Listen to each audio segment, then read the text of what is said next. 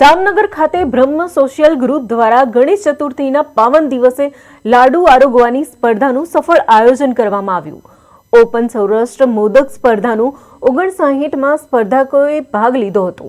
ઉલ્લેખનીય છે કે આ સ્પર્ધાની શરૂઆત વર્ષ 2008માં ડોક્ટર દેવાંશુ શુક્લાએ કરી હતી। વર્ષ 2009માં કનક ઓઝાએ 21 લાડુ આરોગીને રેકોર્ડ બનાવ્યો હતો। 2015થી 100 ગ્રામ લાડુના પીરસવામાં આવે છે। સ્પર્ધામાં 5 વર્ષના બાળકોથી લઈને 74 વર્ષના વરિષ્ઠ નાગરિકોએ ભાગ લીધો હતો। ખાસ નોંધનીય છે કે 3.5 વર્ષના બાળકને પણ પ્રવેશ આપવામાં આવ્યો હતો। આ અડધો કલાકની સ્પર્ધામાં 3 વિભાગમાં વિજેતાઓને ઇનામ આપવામાં આવ્યા હતા। સમગ્ર કાર્યક્રમ ઉત્સાહ અને ભક્તિભાવના માહોલમાં યોજાયો હતો। મારું નામ નરેશભાઈ ઇન્વર્ટા છે। હું ધોરણ 6માં અભ્યાસ કરું છું। આજે હું પ્રથમ નંબરે લાડુ સ્પર્ધામાં પ્રથમ નંબર મારો આવ્યો છે।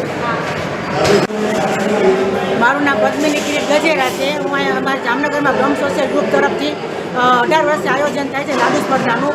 તેમાં 11 વર્ષથી ભાગ લઉં છું, 11 વર્ષથી વિનર થાઉં છું। મારો પહેલો નંબર આવે છે અને આ વખતે મેં ભાગ લીધો છે। મેં 7 લાડુ ખાધા અને મારો પહેલો નંબર આવ્યો છે। મારું નામ પ્રેમીલાબેન ચંદુલાલ વોડિયા છે।